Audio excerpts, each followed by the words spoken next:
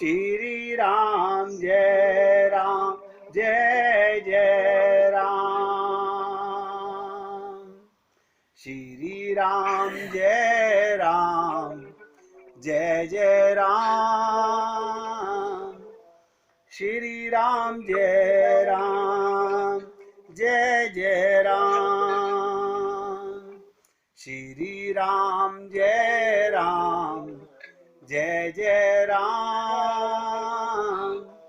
श्री राम जय राम जय जय राम। श्री राम जय राम जय जय राम। श्री राम जय राम जय जय राम।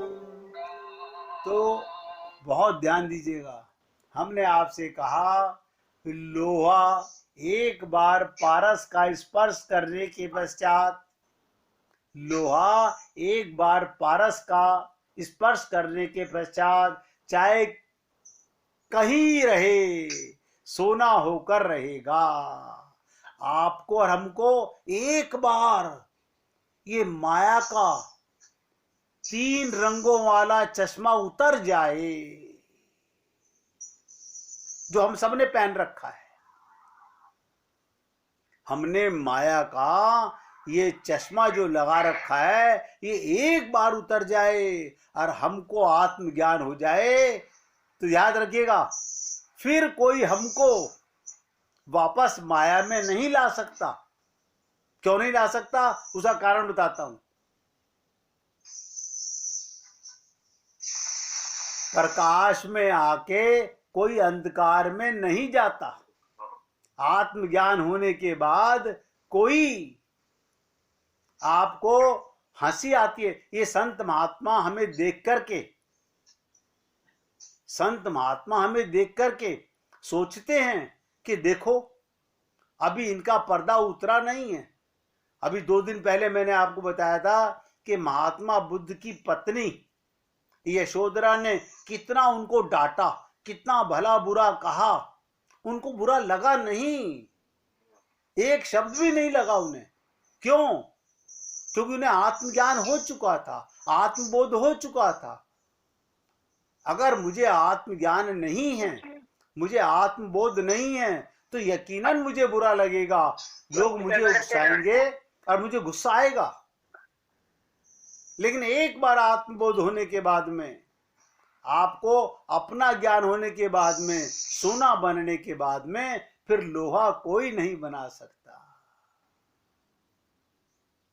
इसीलिए मैंने कहा ठीक उसी प्रकार एक बार जैसे सोना बनने के बाद लोहा नहीं बन सकते, एक बार भगवान का दर्शन होने के पश्चात, एक बार उसका दर्शन होने के बाद ये जीव, ध्यान दो, चाहे जंगल में रहे, घर में रहे, खोटा नहीं हो सकता। जो भगवान का बन गया वो बन गया। महावीर जी की यही दशा थी, महावीर जी की यही दशा थी।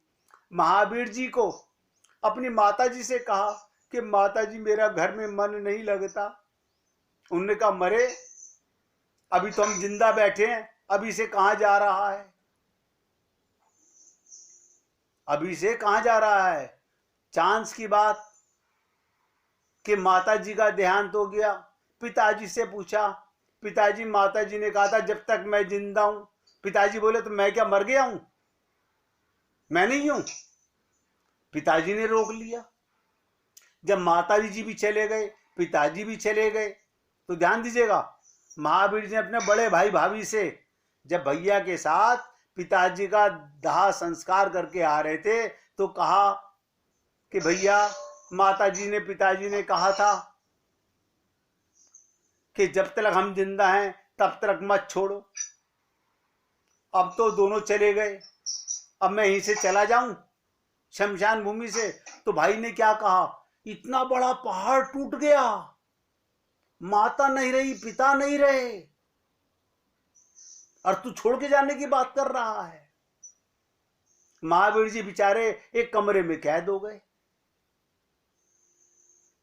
एक दिन उनकी भाभी ने कहा, इनको किसी आए गए से मतलब नहीं, कोई मरे तो, कोई पैदा हो तो, किसी का विवाह हो तो, ना ये कहीं आते हैं ना कहीं जाते हैं ना किसी से मिलते हैं। ये घर में रहें या कहीं भी रहें, क्या फर्क पड़ता है। आखिरकार भैया भाभी ने कहा कि भैया तुम जहां चाहो, क्योंकि तुम तो घर में ही जा चुके हो। इसलिए जब तक पूर्ण ज्ञान नहीं होगा, सोना नहीं बनोगे, जब तक लोहों में ही मिले रहोगे। एक बार भगवान का अनुभव होने के बाद में फिर कोई खोटा नहीं हो सकता। ये गोपियों को जिन परिवार में रहीं, जिस समाज में रहीं, कोई कृष्ण प्रेम से अलग क्यों नहीं कर सका, क्योंकि वो अनंत जन्मों से भगवान का प्रेम पा चुकी थी। वो तो भगवान के साथ लीला करने आई थी। और हमने आपसे कई बार निवेदन किया, अगर भगवत प्राप्ति करनी है, हम अपने सबसे पहले के जीवन को भूल गए। जब हम आए थे, मां के गर्भ से हर चीज के लिए रोते थे। अब हम सोचते हैं हम इतने बड़े हो गए। अरे तुम बड़े नहीं हुए हो, ये तुम्हारी अज्ञानता बड़ी हो गई है। किसी का मोबाइल बहुत चींची कर रहा है भैया, किसी के मोबाइल से बहुत डिस्टरबेंस आ रही है, देखिएगा, हम अपना रोना भूल गए हैं, भगवान से प्रेम करना भूल गए हैं। कारण क्या है, हमने शरीर मानकर हम बड़े दायरे से निकल के छोटे दायरे में कैद हो गए हैं। थे राम के, हम छोटे से घर में कैद होके रह गए हैं। इसलिए अगर द्वारा मन में चाहना है भगवान को पाने के लिए, कोई राह मार्ग नहीं है, बस एक ही मार्ग संत महात्मा कहते हैं, पुकारो रो के गोविंद राधे, न भूलो मन पल छिन आधे। उसको ना भूलना। खाऊं तो प्रभु के साथ, सोऊं तो प्रभु के साथ, उठूं तो प्रभु के साथ, नहाऊं तो प्रभु के साथ, किसी से लड़ने जा रहा हूं तो प्रभु के साथ, खेलने जा रहा हूं तो प्रभु के साथ। भक्त प्रहलाद को उनके गुरु नारद जी ने यही शिक्षा दी थी। वो पक्षियों के साथ दौड़ रहे हैं, मैया कह रही है, अरे तेरे इतने बहन भाई हैं, तू इनके साथ नहीं दौड़ रहा, खेल रहा। राक्षस परिवार है इतना बड़ा हमारा, इनके साथ खेल, इनके साथ दौड़। वो कहते हैं, मैया मुझ में निश्चल निष्कपट जो नजर आता है मैं उसके पीछे भागता हूं। इन सब में तो कपट है, ये सब तो अपने अपनों को ढूंढ रहे हैं, मैं इधर कैसे जाऊं। आपको और हमको देखो आगे बढ़ना तो है, ये मैं आपको खुल के बता रहा हूं। ये किसी का मोबाइल बहुत ज्यादा चींची कर रहा है, और कुछ नहीं, ये आगे जो रिकॉर्डिंग होगी ना उसमें भी आवाज चली जाएगी। देखिएगा, हम लोग अपने अस्तित्व को भूल चुके हैं, अपनी रियलिटी ओरिजिनलिटी को भूल गए हैं। हम जब मां के गर्भ से आए थे, मां को कितना कष्ट हुआ उसके लिए नहीं रोए हम। हमारे पिता ने कैसे धन इकट्ठा किया होगा हमारे लिए, कितनी तकलीफ उठाई होगी, मां ने कितना कष्ट किया होगा, लेकिन हम उसके लिए नहीं रोए। हम रोए थे उस प्रेम के लिए जिस परमात्मा से अलग होकर के रोए थे। आज हम उसको भूल गए। तो ईश्वर चाहिए, देखिए मैं फिर बोल रहा हूं, अगर ईश्वर चाहिए रो और खूब रो। जैसे संसारी पदार्थों के लिए, संसारी रिश्तों के लिए हम लोग बचपन से रोना सीख गए, मरते दम तक उन्हीं के लिए रोते रहते हैं, ऐसे ही अपने प्रभु के लिए एक बार पुकार के तो देखो। पुकार के तो देखो, भगवान दूर नहीं है। कहते हैं ना, कोई ऐसी आग लगाए दे, विरह वेदना जगाए दे, कि दिन दुगनी और रात चौगनी, मन में तड़प पैदा हो जाए, भगवान को पाने की लगन लग जाए। ये कब होगा? जब संकल्प करेंगे, लगन उन से लगा बैठे, जो होगा देखा जाएगा। याद रखिएगा, दो नाव में सवार कोई व्यक्ति पार नहीं उतरता। और हम लोग अनंत जन्मों से यही बैलेंसिंग करने में लगे हुए हैं। और इस बैलेंसिंग के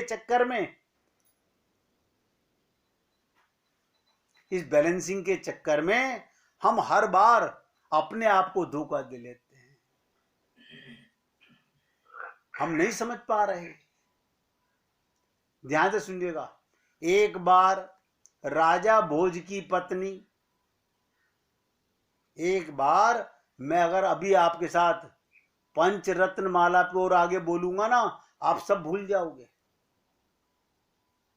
अर्थ पंचक की जो 5 बातें मैंने आपको बताई हैं, आज तो उतना ही समझ लीजिए। मैं कौन हूं, परमात्मा कौन है, उनको प्राप्त करने का उपाय क्या है, मुझे क्या करना चाहिए, और कौन, ये बहुत इंपॉर्टेंट पॉइंट है, कौन उनकी प्राप्ति नहीं होने दे रहा। कोई तो कारण है ना। हम आत्मा हैं, परमात्मा को मिलना चाहते हैं, फिर कौन है? एक मटके में बहुत सारे केकड़े थे। एक मटके में बहुत सारे केकड़े थे। जैसे हम परिवार में बहुत सारे लोग होते हैं, एक केकड़ा बाहर निकलने के लिए फुदक रहा है, वो ऊपर तक जाता है, पीछे से दूसरा केकड़ा आके उसकी टांग खींच लेता है, फिर सारे केकड़े चिपट जाते हैं, फिर वो फिर प्रयत्न करता है, लेकिन हम होंगे कामयाब एक दिन। कामयाबी उसी के कदम चूमती है जो प्रतिज्ञा करता है। तो मैं आपको कथा सुना रहा था। एक बार राजा भोज की पत्नी भोज को स्नान करा रही थी। ध्यान से सुनिएगा। दोनों आनंद का अनुभव कर रहे थे। राजा भोज बार बार अपनी पत्नी से आग्रह करते कि पानी और डालो। इस पर उनकी पत्नी जोर जोर से हंसने लगी।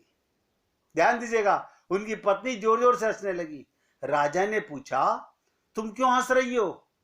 इस पर उसने कहा, यह बताने की बात नहीं है। लेकिन राजा अड़ गया, बताना तो होगा।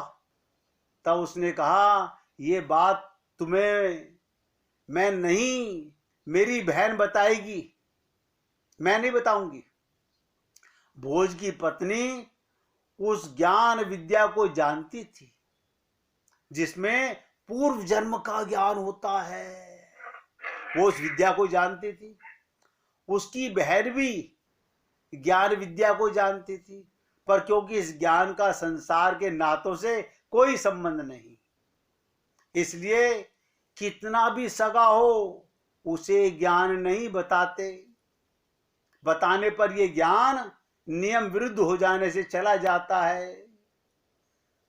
राजा भोज अपनी भारी जिज्ञासा के चलते अपनी साली के घर पहुंच गया। वहां उस वक्त कोई कार्यक्रम चल रहा था। राजा बात ना पूछ सका। फिर फुर्सत मिलते ही राजा ने वो प्रश्न किया अपनी साली से। तब उसने कहा, तुम्हारी बहन ने कहा बार बार पानी डालने की बात पर हंसने का रहस्य मेरी बहन बताएगी। तब राजा की साली ने कहा, आज आधी रात को बच्चे को जन्म देते ही, ध्यान दीजिएगा, आज आधी रात को बच्चे को जन्म देते ही मेरी मृत्यु हो जाएगी, और इसके 18 साल के बाद मेरे पुत्र जिसका आज जन्म होगा उसकी पत्नी तुम्हें राज बताएगी। क्या कहा? आज जो पुत्र होगा उसकी पत्नी 18 साल के बाद ये रास्त में बताएगी। राजा ने बहुत हट किया, पर इससे ज्यादा बताने से उसने इनकार कर दिया। ठीक वैसा ही हुआ। पुत्र का जन्म देकर भोज की साली मर गई। राजा ने 18 साल तक बेसब्री से इंतजार किया, और फिर वो दिन भी आ गया जब उस पुत्र का विवाह हुआ। राजा उसी बात का इंतजार कर रहा था। सो जैसे ही उसे वधू से मिलने का मौका मिला, उसने कहा मैं 18 साल से इस समय का इंतजार कर रहा हूं, और भोज ने पूरी बात बता दी। उस साली के लड़के की पत्नी ने कहा पहले तो आप ये बात ना ही पूछो तो बेहतर है। क्या कहा? आप ये बात ना पूछो तो बेहतर है, और अगर पूछते हो तो मेरे पति से कभी इसका जिक्र ना करना, अन्यथा वो पति धर्म से विमुख हो जाएगा और इससे विधान में खलल पड़ जाएगा। राजा मान गया, नहीं बताऊंगा, क्योंकि मन में चाहना थी मैं तेरे से सुनना जरूर चाहूंगा।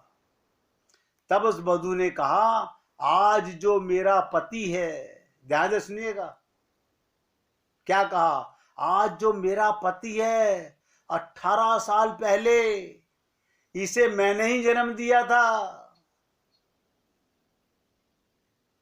क्या कहा उस बहू ने? आज जो मेरा पति है 18 साल पहले इसे मैंने ही जन्म दिया था।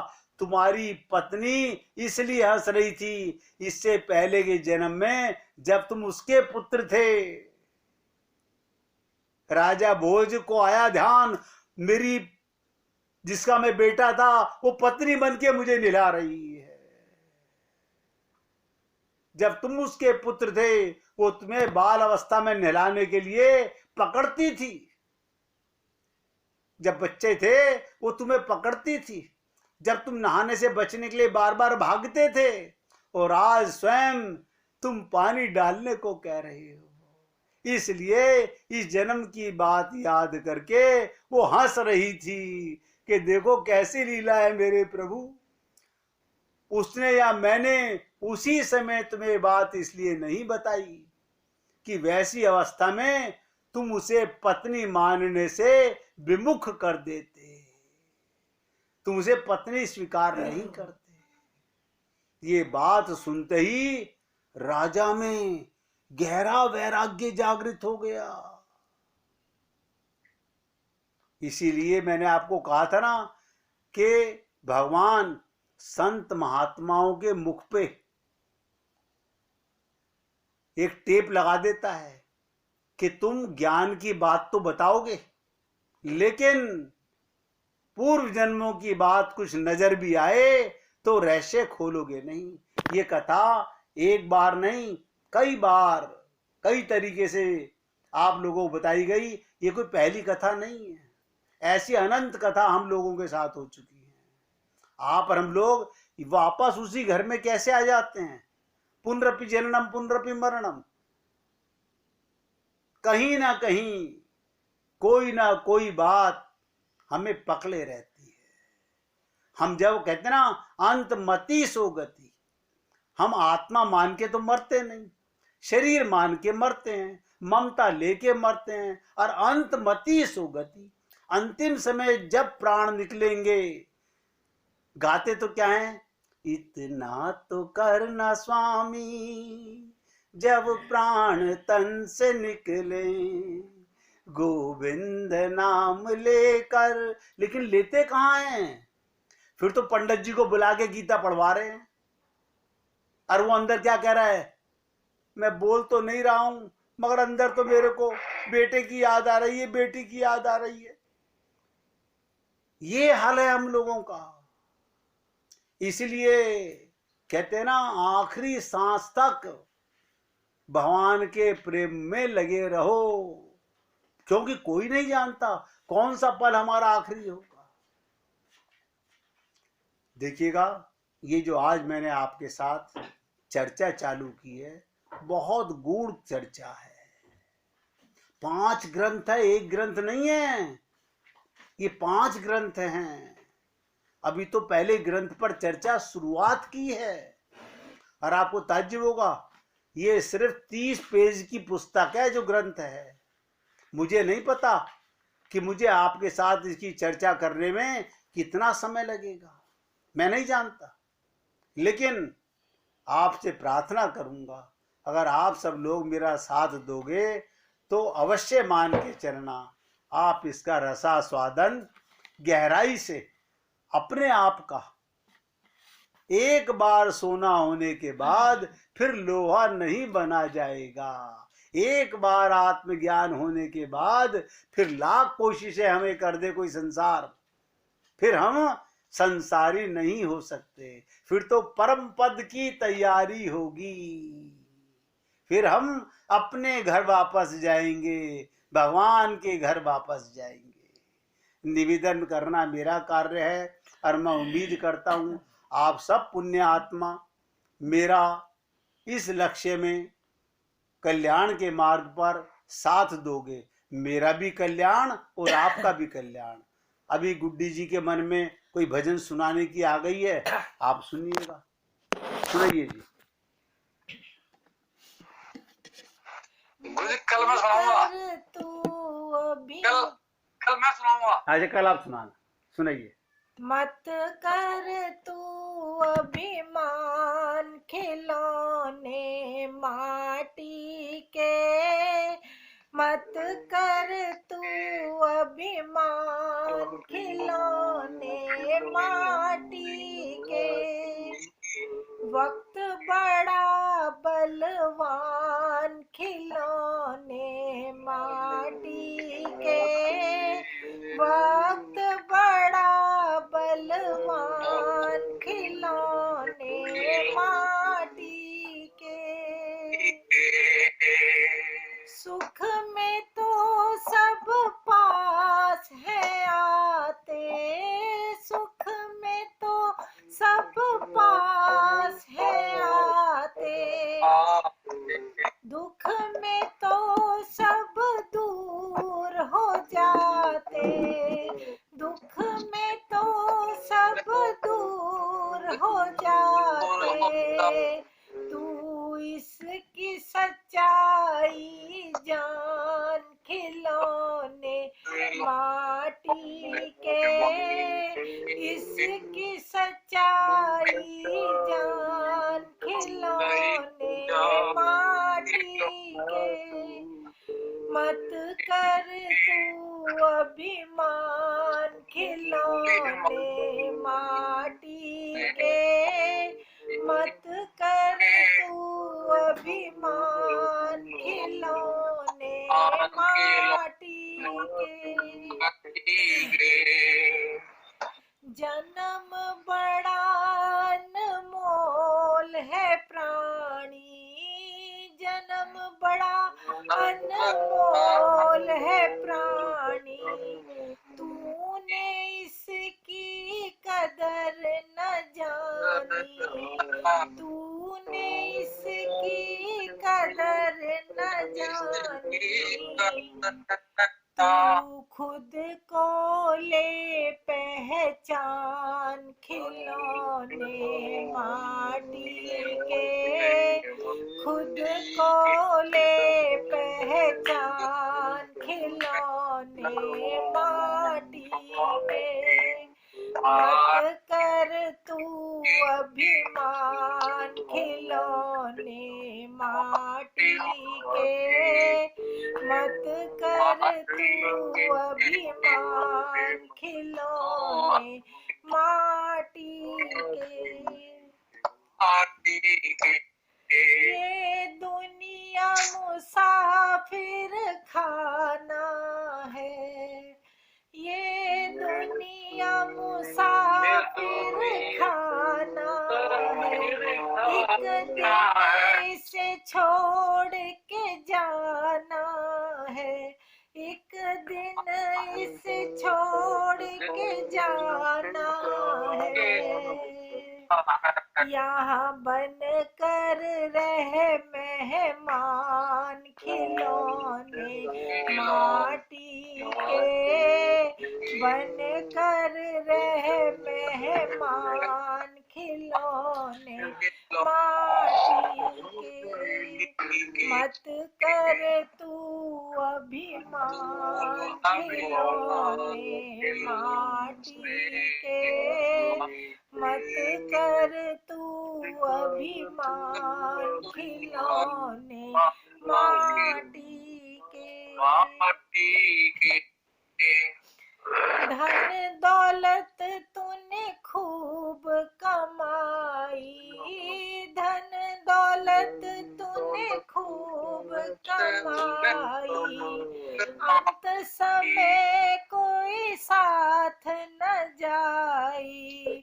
अंत समय कोई साथ न जाई। अब कर ले प्रभु का ध्यान खिलौने माटी के। कर ले प्रभु का ध्यान खिलौने माटी के। तेरे जैसे लाखों आए। तेरे जैसे लाखों आए। लाखों इस माटी ने खाए। लाखों इस माटी ने खाए। रहा न नामो निशान खिलौने माटी के।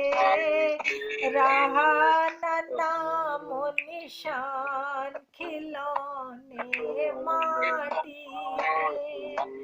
मत कर तू अभिमान खिलौने माटी के। मत कर तू अभिमान खिलौने माटी के। माया का अंधकार निराला। माया का अंधकार निराला। बाहर उजला भीतर काला। बाहर उजला भीतर काला। उसको ले पहचान खिलौने माटी के। उसको तू पहचान खिलौने माटी के।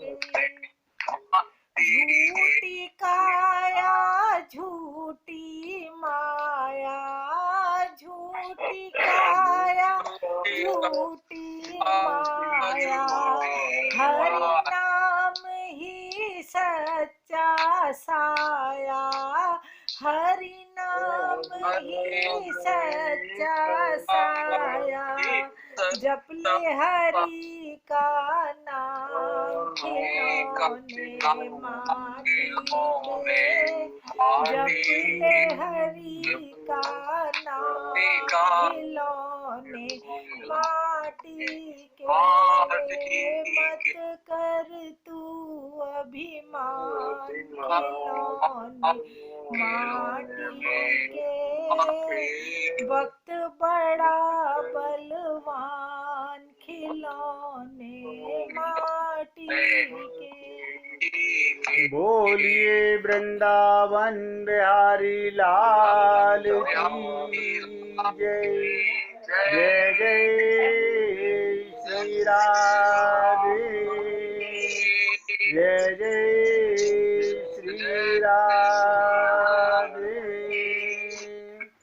बोलिए लाल जी का मंगल हो। सभी भक्तों का मंगल हो। सबको राधे राधे भैया। मंगल हो। राधे राधे जी, सबको राधे राधे।